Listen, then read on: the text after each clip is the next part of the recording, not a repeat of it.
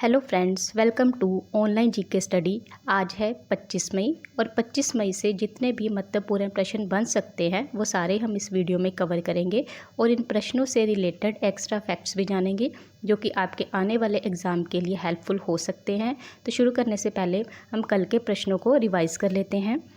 पुरातत्ववादियों ने हाल ही में कर्नाटक के किस शहर में रॉक कला का पहला साक्ष्य खोजा है?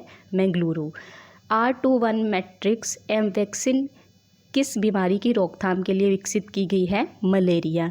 किस देश में 1824 ललित कला प्रदर्शनी और प्रतियोगिता का आयोजन किया गया है? दुबई। वैश्विक यात्रा व पर्यटक सूचकांक में भारत कितने स्थान पर रहा है? 39। अंतर्राष्ट्रीय एल्यूमिनियम संस्थान का उपाध्यक्ष किसे नियुक्त किया है? जॉन सेलेवन को। एलन मस्क ने किस देश में स्पेस एक्स की स्टारलिंक उपग्रह इंटरनेट सेवा शुरू की है? इंडोनेशिया में। हाल ही में किस संस्थान ने उत्तर भारत में वायु प्रदूषण और स्वास्थ्य प्रभावों पर एक अनुसंधान रिपोर्ट पेश की है?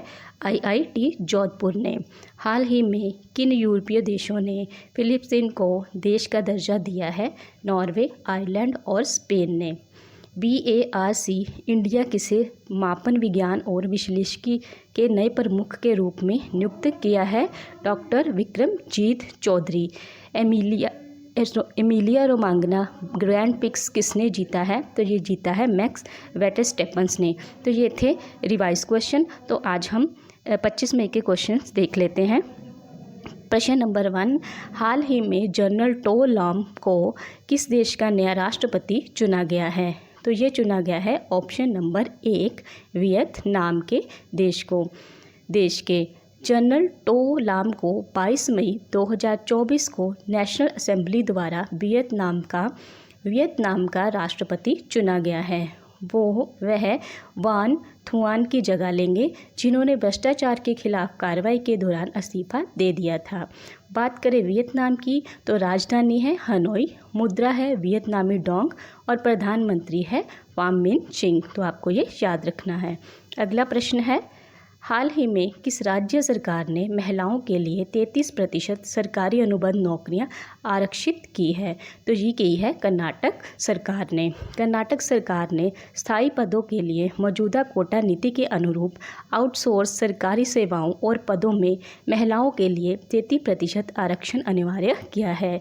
यह आरक्षण SC, ST और अन्य पिछड़े समुदायों के लिए निर्धारित कोटा के भीतर है जो विभिन्न सरकारी विभागों और संगठनों में आउटसोर्स नौकरियों में महिलाओं का प्रतिनिधित्व सुनिश्चित करता है। बात करें कर्नाटक की तो यहाँ की राजधानी है बेंगलुरु, प्रधानमंत्री है सिद्धारमैया और गवर्नर है थावरचंद गहलोत। तो आपको ये याद रखना है। तीसरा प्रश्न देखते हैं, किस संगठन ने हाल ही में global land outlook thematic report on range land and pastoralists शीर्ष से रिपोर्ट प्रकाशित की है? तो ये की है ऑप्शन नंबर 2 UNCCD। मरुस्थलीकरण से निपटने के लिए संयुक्त राष्ट्र सम्मेलन की report global land outlook thematic report on rangelands and pastoralists rangelands के खामोश खात्मे की चेतावनी देती है जो पृथ्वी की भूमि की सतह के आधे हिस्से को कवर करती है। ये महत्वपूर्ण घास के मैदान जिसमें प्रेरी, जाड़ीदार भूमि और टुंड्रा शामिल है। फसल भूमि में रूपांतरण, शहरी विस्तार, अतिचारण और खाद्य, फाइबर और ईंधन की बढ़ती मांगों से प्रेरित अतिदोहन को बढ़ावा देने वाली नीतियों के कारण ये खराब हो रहे हैं। तो आपको ये याद रखना है। अगला प्रश्न है, NTPC ने ATD बेस्ट अवार्ड 2024 में कौन सा स्थान हासिल किया है? तो NTCP ने हासिल किया है ऑप्शन नंबर 3 तीसरा स्थान। सार्वजनिक क्षेत्र में कंपनी NTPC ने ATD बेस्ट अवार्ड 2024 में प्रतिभा विकास श्रेणी के लिए दुनिया में तीसरा स्थान हासिल किया है। पुरस्कार समारोह 21 मई 2024 को संयुक्त राज्य अमेरिका के न्यू ऑरलियंस में आयोजित किया गया था। 1975 में भारत सरकार द्वारा national thermal power corporation private limited के रूप में इसे स्थापित किया गया था और बाद में जिसे 2005 में इसका नाम बदलकर NTPC लिमिटेड कर दिया गया था। यदि बात करें मुख्यालय की, मुख्यालय है NTPC का नई दिल्ली में और NTPC के चेयरमैन हैं गुरदीप सिंह। तो आपको ये याद रखना है। अगला प्रश्न है, अंतर्राष्ट्रीय बुकर प्राइज़ 2024 किसे प्रदान किया गया है? तो ये किया गया है option number 2 Jenny Erpenbeck को। अंतर्राष्ट्रीय पुरस्कार 2024 जेनी एप्रेन बेक द्वारा लिखित और माइकल हॉफमैन द्वारा अनुवादित कोरोस को प्रदान किया गया है। अंतर्राष्ट्रीय बुकर पुरस्कार, जिसे पहले मैन बुकर अंतर्राष्ट्रीय पुरस्कार के नाम से भी जाना जाता था, इसे वर्ष 2005 में प्रारंभ किया गया था। यह अंग्रेजी में अनुवादित और यूनाइटेड किंगडम या आयरलैंड में प्रकाशित एक पुस्तक के लिए प्रतिवर्ष प्रदान किया जाता है। अगला प्रश्न है, RBI द्वारा केंद्र सरकार को कितना सरप्लस ट्रांसफ़र किया जाएगा? तो ये किया जाएगा option number 1 2.10 lakh crore. Reserve bank of India board ने वित्त वर्ष 2024 के लिए सरकार को रिकॉर्ड 2,10,874 रुपये के सरप्लस ट्रांसफ़र को मंजूरी दी है। पिछले वित्त वर्ष 2022-23 में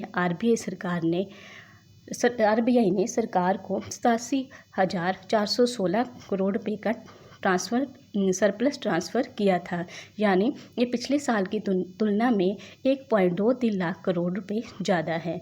यदि बात करें रिज़र्व बैंक ऑफ इंडिया की, तो इसकी स्थापना हुई थी 1 अप्रैल 1935 में। मुख्यालय है मुंबई में और गवर्नर है शक्तिकांत दास। तो आपको ये याद रखना है। अगला प्रश्न है, कौन सा देश अंतर्राष्ट्रीय सौर गठबंधन का 99वां सदस्य बना है? तो ये बना है ऑप्शन नंबर 3 स्पेन अंतर्राष्ट्रीय सौर गठबंधन का 99वां सदस्य बन गया है। भारत और फ्रांस ने पेरिस में COP21 के दौरान संयुक्त रूप से अंतर्राष्ट्रीय सौर गठबंधन की शुरुआत की थी।